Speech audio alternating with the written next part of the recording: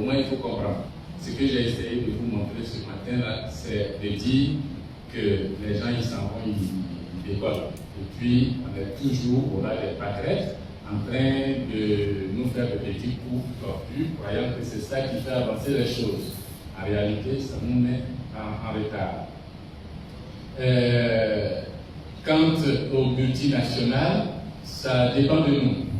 C'est nous qui allons les chercher. C'est nous qui passons contrat avec eux. C'est nous. La rébellion ivoirienne a été financée par deux grands groupes, Armajaro et puis AIG. Ils ont squeezé le marché du cacao. Squeezé, c'est-à-dire, en termes simples, vous avez le cacao de décembre, Noël. Ceux qui vont faire le chocolat de Noël, déjà en août, septembre, commencent à acheter le chocolat, le cacao, pour préparer Noël. C'est la période où il y a beaucoup. On a constaté sur le marché international qu'il y avait tellement de production de cacao en vue que nécessairement le prix du cacao allait chuter. Les productions asiatiques, latino-américaines et africaines. Mais au moment où tous les spécialistes disaient oh, le prix va baisser, donc on va attendre le dernier moment pour acheter. Le prix va baisser, on va acheter plus tard. C'est en ce moment que Armajaro, eux, ils achetaient seulement. Et les gens se sont dit, mais ceux-là, ils vont faire faillite.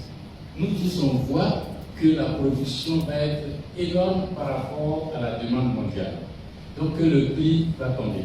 Eux qui sont en train d'acheter à un prix actuellement, mais ils vont faire faillite. Mais ils vont acheter. Et puis ils ont filé 30 ou 40 milliards à des gens qui ont acheté des armes et puis qui sont venus pour faire un coup d'État. Ça n'a pas marché, ils ont essayé d'aller prendre Daloa. On les a chassés d'Abidjan, ils sont allés à Daloa, on les a chassés d'Aloa. Daloa, c'est une zone de coupe du cacao. Et puis pendant qu'ils faisaient ça, qu'est-ce qu'on a constaté sur les ordinateurs? Que le prix du cacao a commencé à monter. Quand ils ont annoncé, RFI a annoncé un matin que la rébellion avait pris Daloa, le prix du cacao est boum. Alors, c'est dit, tiens, c'est quand même curieux. C'est quand même curieux. On les a virés de Daloa, le cours est tombé. Mais ceux qui ont fait ça, ils ont avoué que vraiment ils ont eu l'argent. Ils ont eu beaucoup. Parce qu'une fois que la rébellion s'est installée, que le pays était découpé en deux, qu'on a voulu rentrer à Boaké, la France nous a dit qu'il n'y a pas de solution militaire, il faut négocier. 2020. Nous avons voté à Paris. Les gars, ils ont vendu, ils ont eu beaucoup d'argent. Ils l'ont avoué. Moi, je les ai convoqués à l'Assemblée pour dire, mais à quel jeu? Et un journaliste qui fait, Guy André qui fait, est venu me trouver avec un dossier pour dire, président, voilà ce qui s'est passé. Voilà ce qui s'est passé. Voilà, et puis j'ai lu ça, j'ai dit, bon Dieu, je comprends, il faut publier. Il a publié dans la presse, mais le pauvre a été tué. Et puis après changement de régime, les patrons de Armajaro en Côte d'Ivoire se trouvent être les filles, les enfants, les cousins de ceux qui ont pris le pouvoir. C'est les faits, c'est là. C'est les faits. C'est les faits. Alors vous dites quoi de ça? Les multinationales, c'est nous qui allons les chercher. Le jour où les entreprises locales vont décider de financer la politique, le jour où des entreprises locales africaines, au Burkina, au Togo, que le commerçant du marché, le boutiquier là-bas, l'entrepreneur se disent, ce parti politique-là, ces idées me plaisent, je vais financer. Et puis être des députés, des gens à accéder au pouvoir. Quand ces gens-là vont être au pouvoir, ils vont travailler dans l'intérêt de ces entreprises, comme on a vu les Britanniques faire. Mais comme pour le moment, les hommes politiques africains n'osent pas, ne veulent pas, ne peuvent pas ou ne sont pas intéressés au financement de la politique, les politiciens vont voir les multinationales.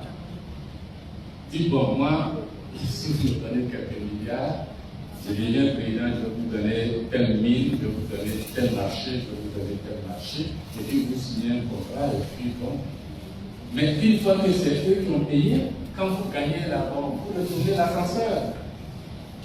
Si vous ne retournez pas l'ascenseur, vous n'avez pas respecté votre contrat, c'est ce qui est en train de parler. Vous retournez l'ascenseur, c'est pour ça que les bonhommes passent de gré à gré en pagaille.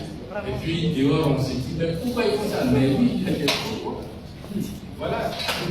Et le jour où dans nos différents pays, les populations, les hommes d'affaires, ceux qui ont l'argent vont comprendre que la politique coûte cher et qu'alors il faut aider les politiciens pour arriver au pouvoir et puis qu'ils mettent en place des politiques désirées par eux, bon, en tout cas ça ira. Vous pensez que les gens du Congrès américain qui les financent, les députés européens en Europe qui les financent, ce sont les hommes d'affaires.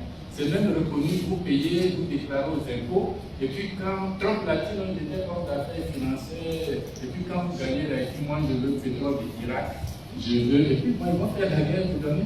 Mais nous on ne fait pas ça, on veut juste avoir des politiques propres ici, on ne le fait pas. Ceux qui sont malins vont chercher ailleurs, et puis bon, ils financent. En tout cas, vraiment, je vais terminer par ça. Il faut garder espoir. Mais l'une des règles principales de la